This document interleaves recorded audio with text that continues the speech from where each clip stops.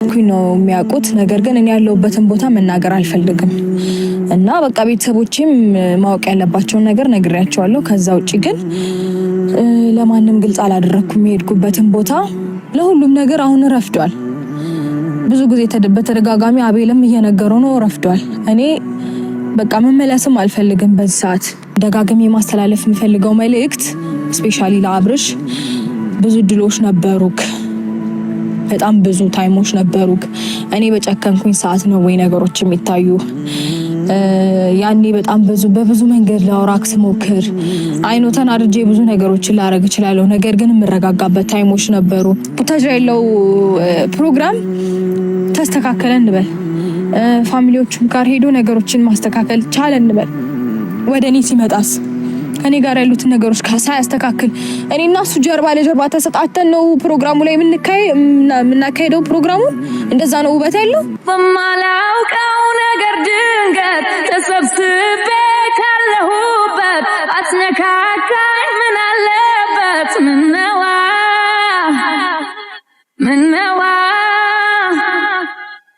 ማለዳው ፍቅር ገብቶ ልቤን ባንተ አስደስቶ የነገርከኝ ግን ሰንብቶ ምነዋ። ሰላም ውድና የተከበራችሁ ቤተሰቦቼ እንደምን አላችሁ? እኔ በጣም ደህና ነኝ፣ እግዚአብሔር ይመስገን።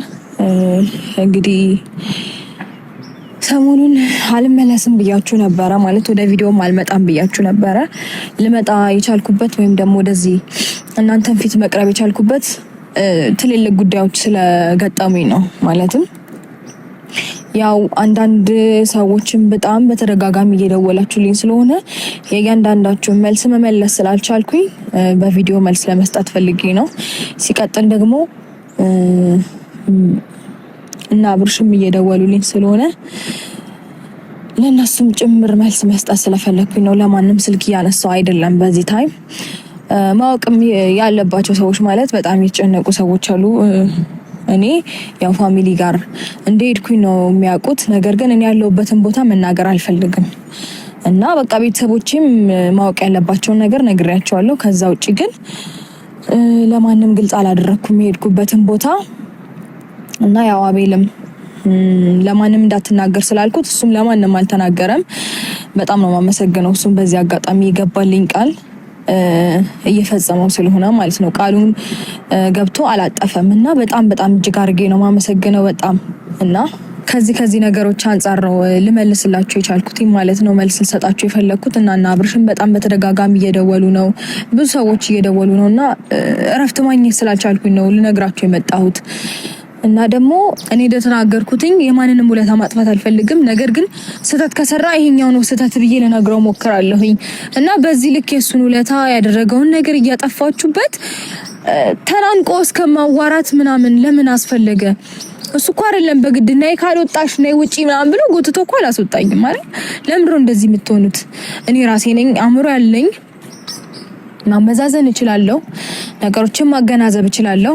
ከዛም በኋላ እነዛን ነገሮች የትኛው ነው የሚመጥነው፣ የትኛው ነው የማይመጥነው፣ የትኛው ነው ትክክል፣ የትኛው ነው መጥፎ ብዬ አመዛዝኜ እምወስንበት አእምሮ አለኝ።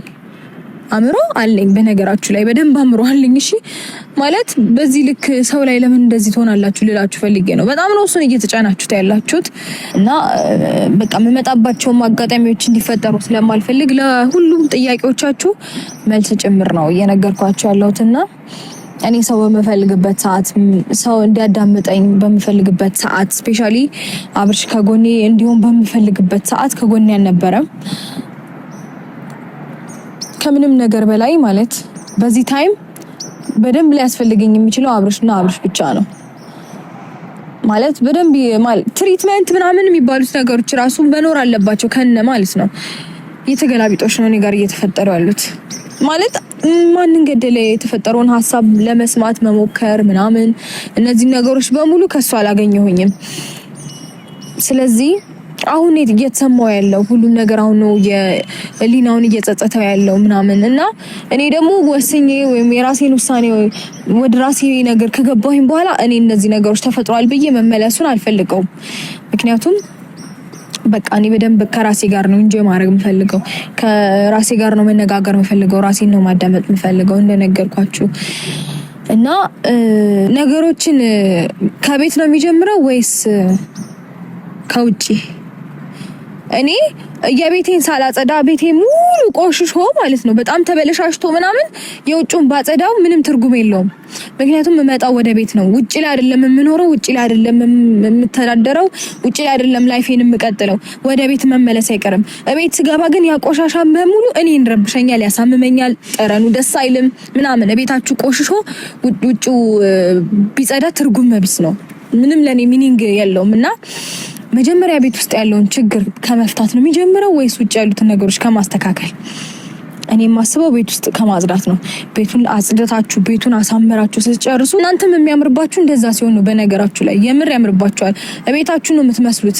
ቤታችሁ ቆሽሾ ቤታችሁ የሆነ ጉስቁልቁል ብሎ እናንተም እንትን ሳትሉ ውጭውን ለማሳመር ብትሄዱ የቤታችሁ ማንነት እናንተ ላይ ነው የሚታየው። ሁሉ ነገር ራሳችሁ ላይ ይታያል ብዬ አስባለሁኝ እንደኔ። ስለዚህ ቤት ውስጥ የተፈጠሩትን ችግሮች ማስተካከል ሲኖርበት ቤት ውስጥ ያሉትን ነገሮች ከኔ ጋር ያሉትን ችግሮች እንዲሁም ደግሞ ከለንበል ቡታጅራ ያለው ፕሮግራም ተስተካከለ እንበል ፋሚሊዎቹም ጋር ሄዶ ነገሮችን ማስተካከል ቻለ እንበል ወደኔ ሲመጣስ ከኔ ጋር ያሉትን ነገሮች ሳያስተካክል እኔና እሱ ጀርባ ለጀርባ ተሰጣተን ነው ፕሮግራሙ ላይ የምናካሄደው ፕሮግራሙን እንደዛ ነው ውበት ያለው እኔና እሱ ውስጣችን ተሻክረን ምናምን ሰላም ሳንፈጥር እኔም ቂም ይዤ እሱም ቂም ይዞ ምናምን እንደዛ ነው የሚሆነው ፕሮግራሙ ያምራል እንደዛ እናንተ ስታስቡት ማለት ፕሮግራሙ የማን ነው በመጀመሪያ ደረጃ ለማን ነው ፕሮግራሙ የሚደረገው ለኔና ለሱ ነው አይደለ ለቤተሰብም ጭምር ነው አይደለ ስለዚህ ያ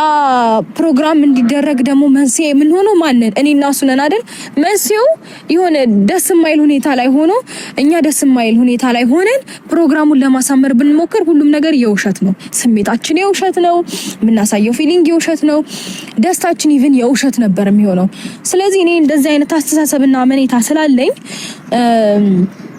ከቤት ነው መጀመሪያ ያለብን የቤታችንን ሰላም ነው ማጽዳት ያለብን ከቤታችን ነው ሰላም ማለት ራሳችሁን መጀመሪያ ማስከበር መጀመር አለባችሁ ቤታችሁን ወይም ደግሞ ማንነታችሁን ተጋፍቶ የእናንተ ነገር እንደዚህ ነው እንደዛ ነው ምናምን ብሎ ሊናገራችሁ የሚወጣውን ሰው ነው ብላችሁ ማስቆም ነበረባችሁ እንደዛ ማድረግ ትችላላችሁ እና እንደነገርኳችሁ በቃ ደስታችሁም የውሸት ነው የሚሆነውና ሰዎች ማንነታችሁን መተው እንዲጋፋችሁ እንዲዳፈራችሁ ምናምን መንገዶችን ከከፈታችሁ በቃ ህይወታችሁ በሙሉ ይበላሻል ነገር ግን ራሳችሁ የምታስከብሩበት ባውንደሪ የሚባል ነገር አለ ይሄንን መስመር ከኔ እንዳታልፍ እስከዚህ መስመር እንግባባለን ከዚህ መስመር ካለፍክ ግን አንግባባም ማለት ከቻላችሁ ማንንም ተዳፍሮ ህይወታችሁን ሊበጠብጥ አይችልም ማንንም ተዳፍሮ እንደዚህ ሊያደርግ አይችልም በእኔ ህይወት ውስጥ የሆኑ አንዳንድ አጋጣሚዎች ተፈጥረው ነበር እነዛ ነገር ግን በቃ ማለት ይሄ ማለፍ ይሄ ነገር መደገም ያልቻለው ብዬ አስባለሁ እሱ ጋር ግን አይ ቲንክ 3 4 ሲደገም ይሄ ነው ብዬ ማሳየት ፈልጌ በደንብ